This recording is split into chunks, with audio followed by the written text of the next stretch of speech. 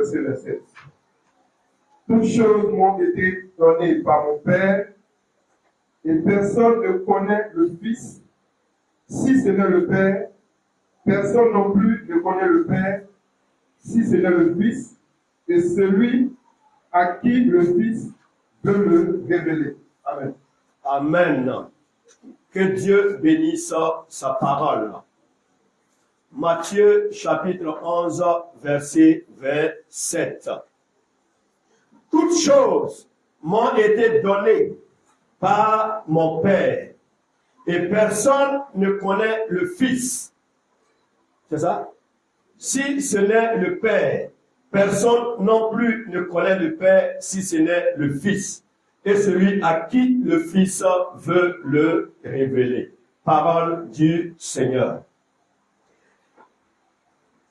Bien-aimés, ici c'est notre Seigneur et Sauveur Jésus-Christ qui est en train de parler.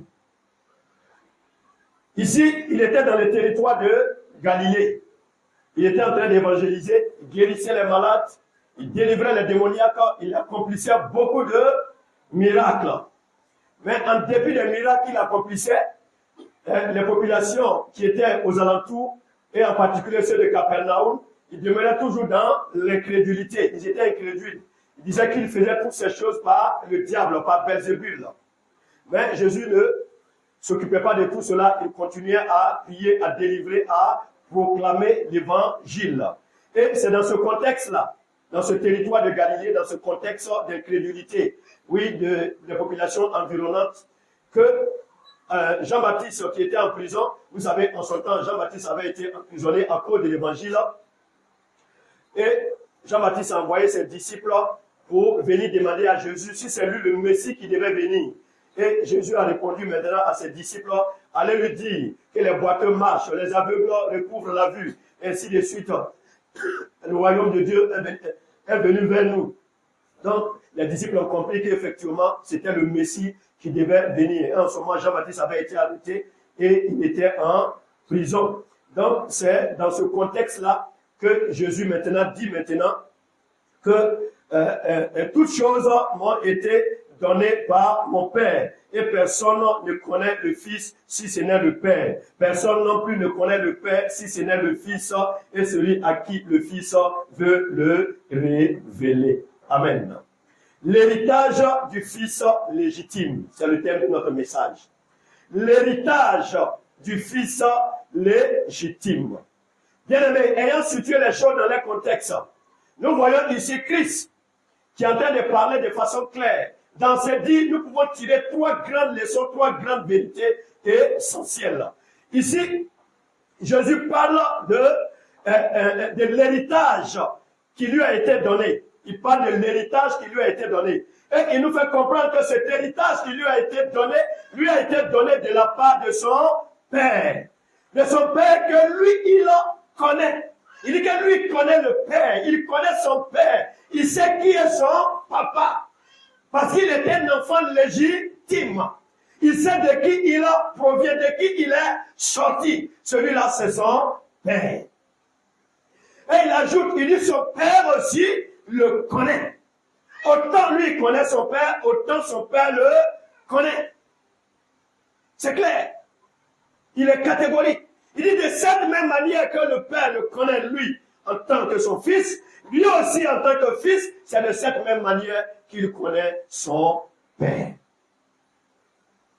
Parce qu'il est le Fils de son Père. Et le Père le connaissant, c'est fort de cela que le Père lui a légué son héritage. On ne donne pas l'héritage à quelqu'un qu'on ne connaît pas, bien-aimé. On donne l'héritage à celui-là qu'on connaît. Et quand nous regardons l'histoire de la Bible depuis l'Ancien Testament jusqu'au Nouveau Testament, nous avons vu des fils qui étaient dignes de recevoir l'héritage et des fils qui n'étaient pas dignes de recevoir l'héritage de la part de leur père. Tout simplement à cause de leur caractère, qui souvent étaient orgueilleux, étaient mauvais, étaient répugnants. Donc, à cause de leur mauvais caractère, ces personnes ont été déchues de l'héritage, n'ont pas reçu l'héritage. Mais celui-là qui reçoit l'héritage, c'est celui-là que le Père connaît. C'est celui-là qui connaît véritablement son Père. Je vais poser cette question à quelqu'un ce matin. Est-ce que tu connais ton père? Mon fils, est-ce que tu connais ton père? Quand je parle de père, c'est à deux volets. Ton père biologique comme ton père spirituel. Quand la Bible parle de père, c'est à deux niveaux. Il y a le père biologique, le père de qui toi et moi nous sommes sortis, et il y a notre père spirituel. Et toi aussi, père, est-ce que tu connais ton fils biologique? Est-ce que tu le connais? Nous, en tant que parents, est-ce que nous connaissons réellement nos enfants? Ici, quand on parle de fils, en général, quand la Bible parle de fils, la femme est inclue dedans. Voilà. Donc, comprenez ça comme ça. Est-ce que nous connaissons nos enfants, nous, en tant que parents? Est-ce que nous connaissons en profondeur nos enfants? C'est de ça dont il est question. Le père connaissait son fils autant, alors, de façon superficielle, comme à l'intérieur, au niveau de la surface. Quand il regarde son fils, il le connaît. À l'intérieur de lui, il sait ce qui est en lui. Il connaît ses motivations. Il connaît le dépôt qui est en lui. Et c'est par rapport à tout cela que Dieu lègue son héritage. Que le Père donne son héritage. Mais est-ce que tu connais réellement ton Père? Est-ce que ton Père aussi te connaît? Je parle d'abord de ton Père biologique. Est-ce que, de par ta position entière, est-ce que tu es convaincu que ton Père qui t'a engendré, il sait réellement qui tu es? Ma fille, est-ce que ton papa te connaît réellement? Est-ce que tu connais profondément? Mon fils, est-ce que ton père biologique te connaît réellement? Est-ce que ton père spirituel te connaît? Ma fille, mon fils, est-ce que ton père spirituel te connaît? C'est qui tu es en réalité? Parce que souvent, il y a des enfants qui ont double face. Quand ils sont à la maison, ils sont des anges. Quand tu le vois, c'est l'enfant que tu recherches. Mais dès qu'ils sortent, tu as honte. Qu'on dise que c'est ton enfant. Tu as honte. Qu'on dise que c'est ta fille. Un jour, j'ai pris un taxi. Je partais à Bobo vers PK18. Je causais avec le taximètre. Et puis il m'a dit, ah, pasteur, je ne sais pas de quoi on parlait. Et puis on est tombé dans cette parole. Il m'a dit, ouais, qu'il a pris deux jeunes filles. Elles étaient habillées en bleu-blanc. Il dit, quand il les a pris, taxi, les deux filles sont derrière. Lui, il est en train de conduire pour aller à Makori. Il dit, quand il va se rendre compte, il a regardé les deux filles qui étaient en bleu-blanc. Elles sont en mini, elles sont assis, et puis elles ont accroché ça. Lui, mais il a assis, il a regardé. Il était tellement dépassé qu'il n'a même pas osé même dire un mot. Elles se sont métamorphosées sur le champ. Des colliers, des collégiennes qu'elles étaient, elles se sont retrouvées comme des prostituées. Et comme ça, elles viennent à la maison, elles vont jouer au centre. Papa, il quitte à l'école. Tout ce qu'il allait faire là-bas, c'est grave. Vous voyez? Donc souvent, on pense connaître nos enfants, alors que réellement, on les connaît en surface et non en profondeur. Voilà pourquoi nous devons apprendre à connaître nos enfants biologiques. Tant en surface comme en profondeur. Nous devons apprendre à connaître nos enfants spirituels. Tant à la surface comme à l'intérieur. Cela est important, bien aimé. Parce qu'on ne donne pas l'héritage à quelqu'un qu'on ne connaît pas. Jésus dit que tout lui a été donné par son Père, qui le connaît, que lui aussi il connaît. Parce que le Père le connaissait. C'est quand on connaît quelqu'un, quand on a confiance en cette personne, qu'on donne l'héritage à cette personne. David avait beaucoup d'enfants. David avait beaucoup d'enfants. Mais bien aimé, mais l'héritage a été donné même au dernier. Salomon. L'héritage a été donné à Salomon. Mais on va trouver que David, peut-être qu'il était injuste, ou bien Dieu était injuste. Mais regardez l'histoire de Salomon. Regardez l'histoire de Salomon, de sa mère. Nous savons ce que David a fait. David a tué son officier, Uri. Il a pris sa femme, il l'a enceinté. L'enfant est décédé, et c'est cette même femme qui l'a pris, qui a mis Salomon au monde. C'est-à-dire que Salomon n'avait rien à voir avec la royauté. C'est comme une maîtresse qui l'a pris. Et c'est l'enfant de la maîtresse qui devient l'héritier. Vous voyez les voies de Dieu? Voilà pourquoi Adonijah et Absalom n'ont jamais accepté ça. Quand David était au pouvoir, Absalom a monté un coup d'état contre lui. Mais nous avons vu la fin d'Absalom. Il a été tué par Joab. Et Adonijah aussi. Il a refusé, il a fait coup d'état aussi contre son père. Il ne voulait pas que Salomon monte au pouvoir. Lui aussi, il a été déchu avec les Abiatar qui ont comploté avec lui. Et lui aussi, il a été tué, exécuté par Salomon, son propre frère. Et la famille est tombée dans le chaos à cause de l'héritage. Mais David connaissait ses enfants. Et David a donné l'héritage à Salomon. Et nous avons vu la sagesse de Salomon à travers le livre des Proverbes Ecclésiastes. Nous avons vu la sagesse que Dieu lui a donnée pour pouvoir gouverner ce peuple-là. David connaissait ses enfants. David connaissait ses enfants. Il savait qu'Absalom, il savait qu'Amon, il savait que tout cela, Adonijah, il savait que leur caractère n'était pas ce que Dieu voulait. Ils étaient orgueilleux, ils étaient fiers d'eux-mêmes. C'est des gens qui étaient pressés. C'est des gens qui n'étaient pas dans la volonté de Dieu, qui ne recherchaient pas la volonté de Dieu. Nous avons vu ce qu'Absalom a fait. Absalom a tué son frère Amon. Vous connaissez cette histoire. Amon qui a couché avec la petite sœur de Absalom, sa demi-sœur. Ils ont même père, ils n'ont pas même mère. Et Absalom a attendu 2 ans après. Il cherchait l'occasion pour tuer son frère. Et quand il a eu l'occasion, il l'a tué. Amon aussi, il a très mal agi. Il a vu sa propre petite sœur. Il est tellement amoureux de sa petite sœur. La Bible dit qu'il tremble sur lui-même. Si ce n'est pas le diable, ta propre petite sœur, il est tombé fou amoureux de sa petite sœur. Et malheureusement, il avait un ami qui s'appelait Aminadab. Quand vous avez les mauvais amis, ils vont toujours vous donner les mauvais conseils. Il dit, ah, tu sais, Amon, tu aimes ta petite sœur, non? Il dit, oui. Il dit, je suis trop fou amoureux d'elle, je ne sais pas comment je vais faire pour coucher avec elle. Il dit, non, mais ça c'est simple. Il faut jouer au malade. Et puis dire à David, c'est elle qui doit préparer pour toi. Là, tu seras guéri. Oh, c'est ce qu'il a fait. Et il a dit, ils sont partis dire, attends, elle s'appelle Tamar. Tamar, viens préparer pour ton grand frère qui est malade. Donc, quand il a préparé soupe de cabri, il a fait ça avec un ticket, bien pimenté. Pochon, comme ça. Là, il l'a envoyé. Il dit, non, il n'a qu'à envoyer dans sa chambre. Il dit, aïe, grand. C'est son grand frère, donc, elle n'avait pas d'autre pensée dans sa tête. Et il rentre avec un faux dépolé soupe. Quand elle a dépolé, il se lève, il fait une porte. Elle dit, non, mon frère, tu ne peux pas faire ça. Pardon, même si tu as envie de moi, il faut aller dire à papa, papa peut accepter qu'on se marie. Et elle a supplié, elle a tout fait. Il faut quitter devant moi, je n'ai pas temps pour ça. Et il a obligé, il a forcé, il a violé. Et quand il a fini de la violer, il a commencé à l'insulter. C'est ça même qui a fait qu'elle voulait se suicider. Tu as violé ta propre sœur et tu finis, tu commences à l'insulter. Toi qui es femme, saleté, ordure, ainsi de suite. Quand elle est sortie avec cette humiliation, cette honte. Et tout le monde a pris. Regardez cette honte inimaginable. Donc son grand frère, Absalom, a dit que ça là, on monte ton dessin, wallahi, tu vas mourir. Il a cherché l'occasion, quand il a eu l'occasion, il a dit, allez, il a tué sur le champ. Mais tout ça, David n'a rien fait. David, vous savez, souvent aussi, il y a des pères aussi qui ne sont pas dignes souvent d'être appelés pères. Il y a ça aussi. Il y a des bons pères, il y a aussi des mauvais pères.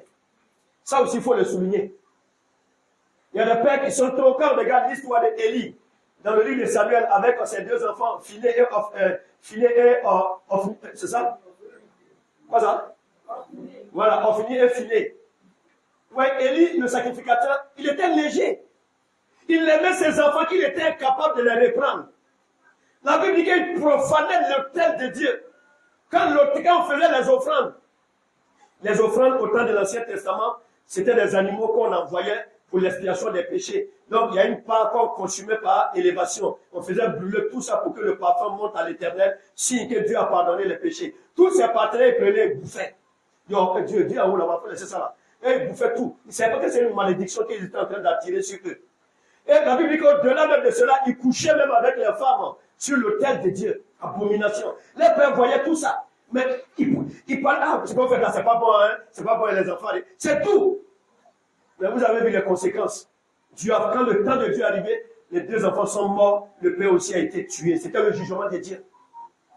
Élie n'était pas un père digne de ce nom. Ses enfants aussi n'étaient pas ses enfants dignes de ce nom. Ils ne méritaient pas l'héritage de Dieu. Bien aimé, quand nous n'avons pas de bon comportement, nous ne serons pas dignes de recevoir l'héritage de Dieu. Nous ne sommes pas dignes de recevoir l'héritage de Dieu. Regardez les enfants de Jacob. Jacob avait 12 enfants, plus une fille, 13 enfants. Mais l'héritage a été donné à Joseph, l'avant-dernier. C'est Ruben qui devait recevoir l'héritage. Mais vous savez ce que Ruben a fait? Vous savez pourquoi il a été déchu? Qui sait ce qu'il a fait?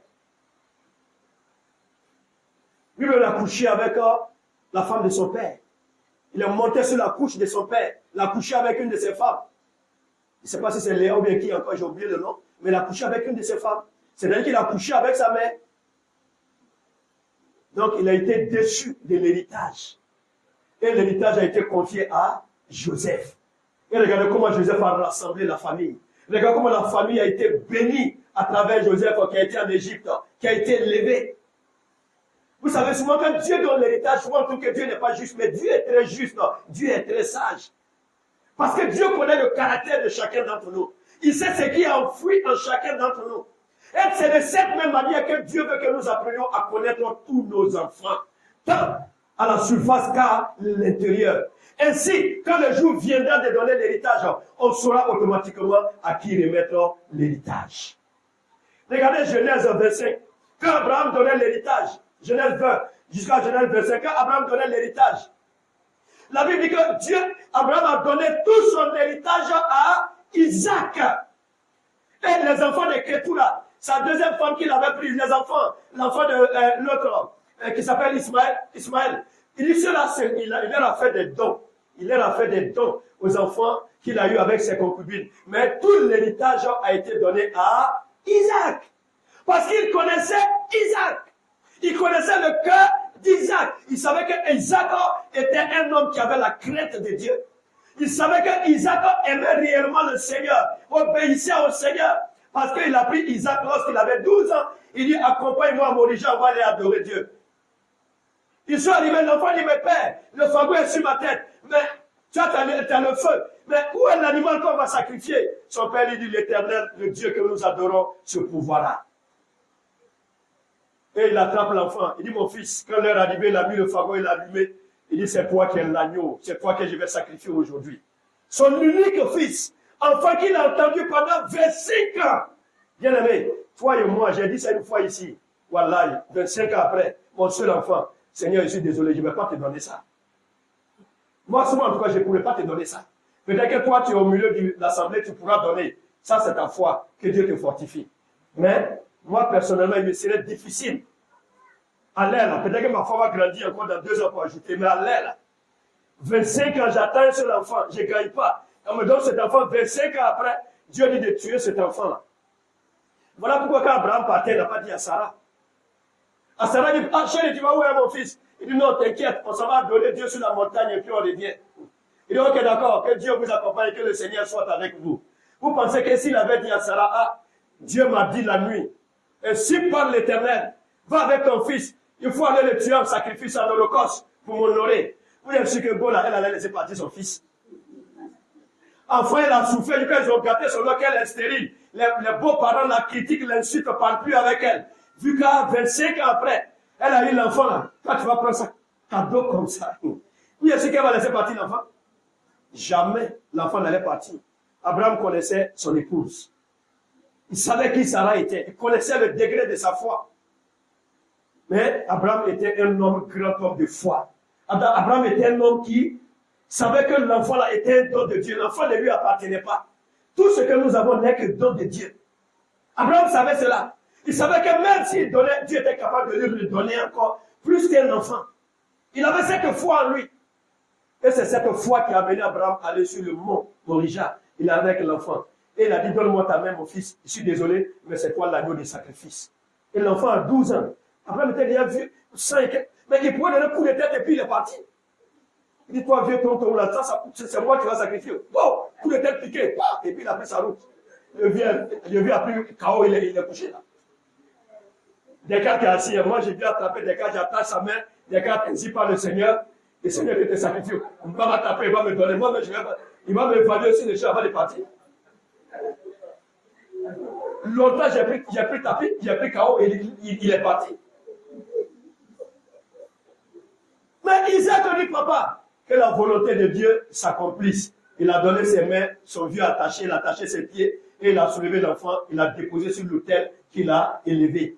Et au moment où il était prêt à son couteau, quand il était prêt, il dit, oh Seigneur, c'est toi qui as dit, Dieu a donné, Dieu a repris, que son nom soit béni, que ta volonté soit accomplie. Au moins, il voulait descendre le couteau. Voilà Dieu, le ciel qui s'ouvre maintenant depuis le troisième niveau. Et Dieu dit à Abraham, Abraham, ne porte pas ton couteau sur l'enfant.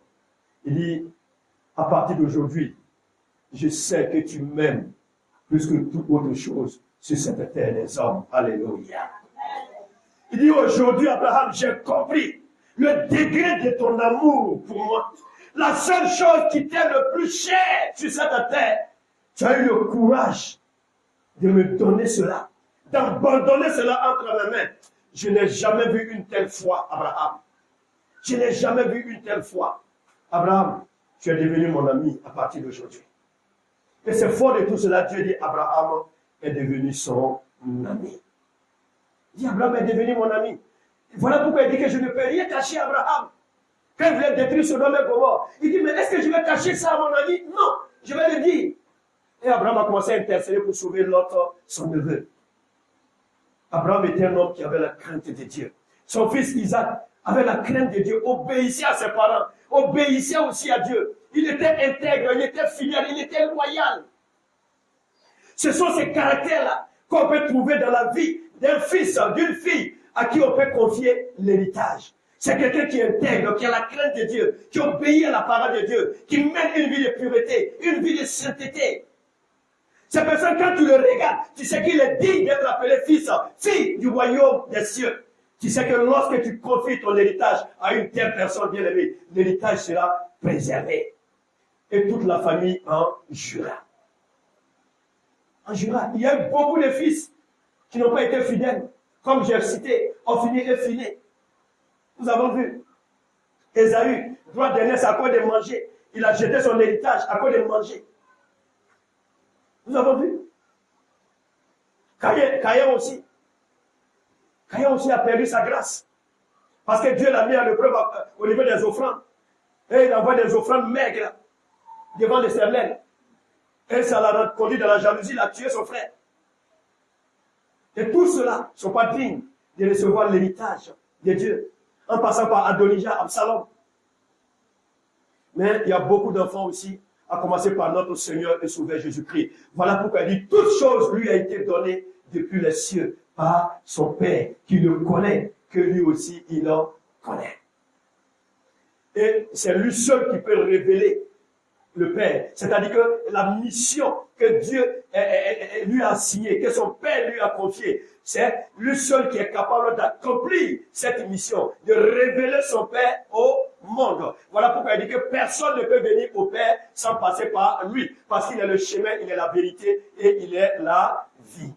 Jean 14, verset 6.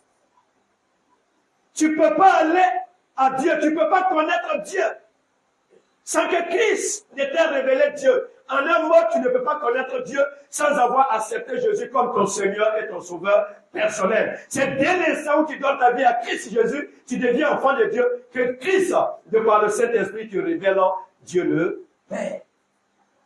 C'est clair. C'est clair. Donc, l'héritage est confié au Fils, digne de ce nom. Ce Fils qui a la crainte de Dieu, qui obéit à la parole de Dieu, qui est soumis à son père, à sa mère, oui, qui est obéissant, qui vit selon les saintes Écritures. C'est celui-là, bien-aimé, à qui on confie l'héritage de la famille, c'est à celui-là qu'on confie l'héritage au plan spirituel. Et c'est ce que Moïse a fait avec Josué, qui était son fils spirituel. C'est ce que Paul a fait avec Timothée. Paul disait de Timothée que c'est mon fils, je l'ai engendré. Et il lui donnait les conseils et il lui a tout confié. Et c'est ce que Élie a fait avec Élisée. Quand il allait enlevé, il a dit à son fils, il dit, Élisée, qu'est-ce que tu veux? Demande ce que tu veux. Parce qu'aujourd'hui, Dieu va m'enlever. Il dit, je veux la double portion de ton onction. Il dit, ok, lors de mon enlèvement, si tu as vu dedans, cela se sera fait. Et effectivement, il a vu dedans et il a reçu la double onction de son Père spirituel. Tu peux être fort que ton père spirituel. Tu peux avoir plus d'onction que ton père spirituel. Mais ce que Dieu attend de toi, c'est l'humilité. C'est la sainteté. C'est la soumission. C'est l'obéissance. C'est ça le caractère d'un fils digne de ce nom qui mérite l'héritage. C'est tout ce caractère-là qui nous façonne et qui nous amène à être digne d'être appelé fils, fille, digne de recevoir l'héritage spirituel ainsi que l'héritage familial. Que Dieu te bénisse ce matin et que tu sois l'héritier de ta famille au plan spirituel comme au plan physique au nom de Jésus-Christ. Amen. Oui, tu vas te tenir levé, bien-aimé, nous allons prier, bien-aimé. Tu vas te tenir levé, nous allons prier. Certainement, Dieu a un héritage pour toi. Peut-être que c'est au plan spirituel. Peut-être que c'est au plan familial. À quelque niveau que ce soit. Bien-aimé, on ne conteste pas l'héritage. Peut-être qu'il y a un problème d'héritage dans votre foyer, dans votre famille. Bien-aimé, enlève ta bouche dedans. Fais pas parler d'héritage. L'héritage, c'est Dieu qui la donne. Ne rentre pas dans ses considérations familiales. Ne rentre pas dans ses palabres familiales. Tu es enfant de Dieu, retire-toi. Ton héritage se trouve entre les mains de l'Éternel. Ton Dieu que tu adores. Ne fais pas les palabres de l'héritage familial. Bien-aimé, c'est pourquoi ce matin, tu vas prier. Tu vas dire à Dieu que certainement, tu es un héritier. Tu es une héritière d'une manière ou d'une autre. Ça peut être au plan physique, familial. Ça peut être au plan spirituel. Mais toi, en tant qu'enfant de Dieu, tu es devenu co-héritier avec Jésus-Christ. Et Jésus-Christ est l'héritier premier. Et fort de cela, toi aussi, tu sais que tu es un héritier parce que tu es devenu enfant de Dieu. Que cet héritage que Dieu a disposé pour toi, à quelque niveau que c'est toi, tu te localises et s'attache maintenant à ton âme et s'accomplisse maintenant selon le plan de Dieu. Élève la voix, Père, mon frère, ma soeur, et bénis ainsi le Seigneur. Adonai, nous te bénissons ce matin. Nous te louons, te remercions, te rendons grâce et te sommes infiniment reconnaissants. Parce qu'il n'y a de Dieu que toi et toi seul. Tu as dit que l'héritage est donné aux fils et aux filles qui sont dignes de ce nom. Donne-nous d'être dignes d'être appelés des fils et des filles du royaume des cieux. Donne-nous, éternel mon Dieu, oh oui, Seigneur Jésus-Christ, de rentrer, éternel mon Dieu, pleinement dans notre héritage, nous qui sommes co-héritiers avec toi, Christ. Révèle-nous notre héritage. Révèle-nous notre héritage. Et donne-nous envie de posséder cet héritage. Nous t'en supplions, éternel mon Dieu. Que ce soit au plan spirituel, au plan familial, à quelque niveau que ce soit, ce que nous ne savons pas, tu le sais. Accorde-nous cette grâce ce matin. Au nom de Christ Jésus. Il va demander à l'ancien point qui va encore prendre le micro et élever la voix.